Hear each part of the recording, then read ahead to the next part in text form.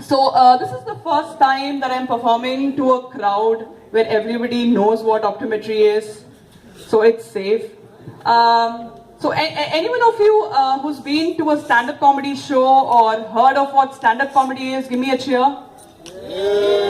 Okay, so for those of you who lifted the hands, the classrooms are on the other side.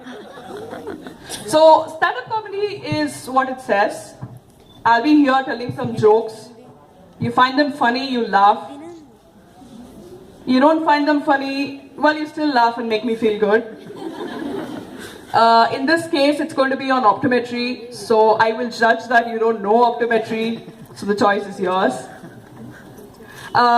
Speaking of optometry, it's really nice to come back to this stage, come back to Boshalom School, the place where it all started, the scene of the crime. I am from batch 6. What's the current batch that's going on? 15. Wow. I feel so old. Seriously. I mean, it's funny. It's funny when people say, I don't know how time went by. Or it's even funny when they say time flies. I mean, isn't time an illusion? What's the formula for time? Let's quick mathematical question. What's the formula for time? Alumni, students, PhD, scholars, PhDs, postdocs. Time to speak up. Distance by speed. So you ask a student who's doing his internship, ask him how the internship is going. He'll draw a long face and say, it feels like eternity. You ask the person who just finished, he'll be like, wow, I didn't know how the time went by.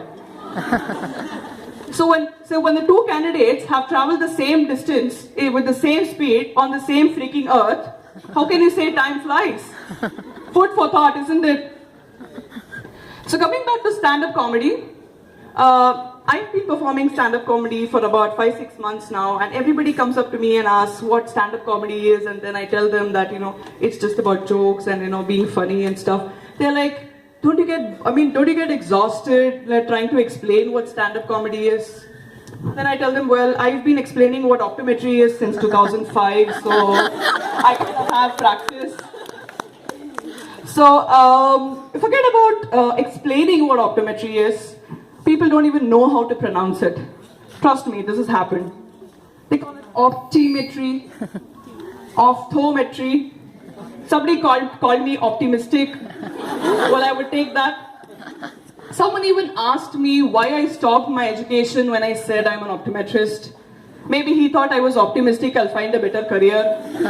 I don't know. So, to simplify, I just tell them this. It's not like I'm putting myself down, but to save time, from getting bored, I tell them that optometrists are one step below doctors, 2 steps above compounders, and everything in between. It's safe. So back at my comedy club in Chennai, that's where I'm living currently. So all my friends back in the comedy club are aware about optometry. It's like I'm single-handedly promoting my occupation and my profession. I'm like one of those informal career fairs. People come for laugh, and at the end of the day, they get an alternative career option. So I'm that kind of a person. But that's not the funny part. The funniest part is you get so excited when you tell, what you do. I'm so excited. You're on cloud 9. You tell people that, I diagnose, ocular conditions. I prescribe glasses. I prescribe spectacle lenses. You're like, totally on cloud 9. And then boom. They ask you that one question, and you come down from cloud 9 to cloud 0. Any guesses? Yeah, that's a good question. Any guesses? No. What is your salary? I'm like, I think that's the only question that is keeping us grounded and rooted.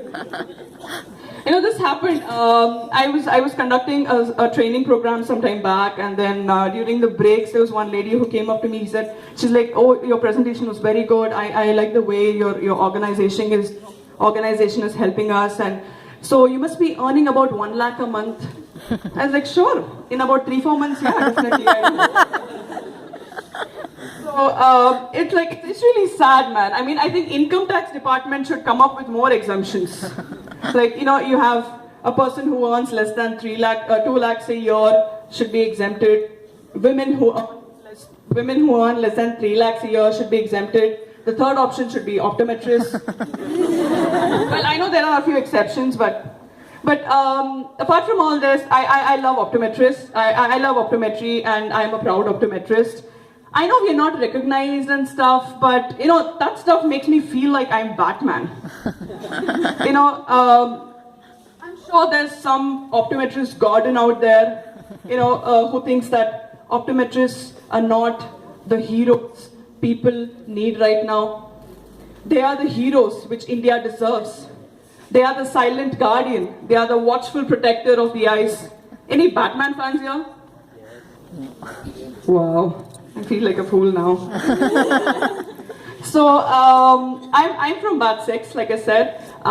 We were a batch of 17 people with very odd ratio. We were 15 girls and 2 boys. It was like a mechanical engineering class, but in reverse. But as a batch, we had many firsts. We were the first batch to have the least number of guys. We were the first batch to get punished because we studied Kansky and not Parsons. We were the first batch to go to Shadan Institute of Medical Sciences. And we were, I think, probably the only batch who converted a 7-seater into a 17-seater. Speaking of Shadan, our experience at Shadan was more like arranged marriage. Both the parties didn't know what to expect and what to deliver. And by the time we understood what it was too late. So it was fun.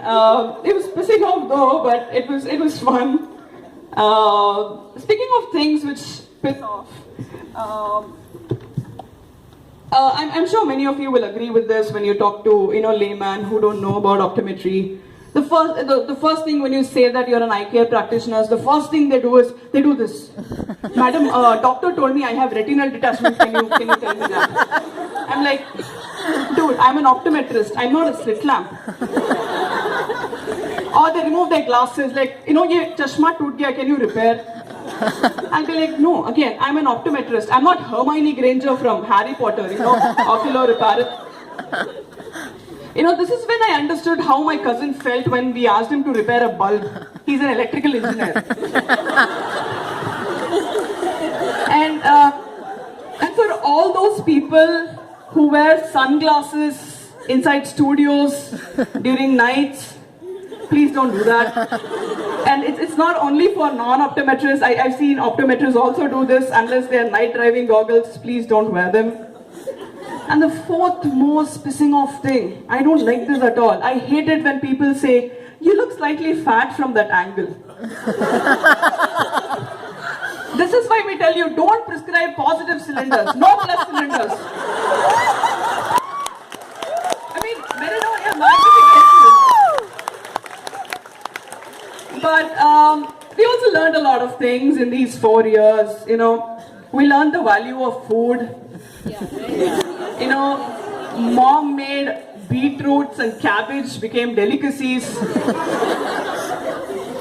After eating the canteen, idli, I had a new respect for idlis. Morning classes, case discussions, journal clubs, and other forums. It was so good. They made us lose our apprehensions, our stage fear, our shame. And then we also learned that friends are our next family. But some of my classmates kind of took it too literally. They got married and they started their own family. So jokes apart, we had a great role.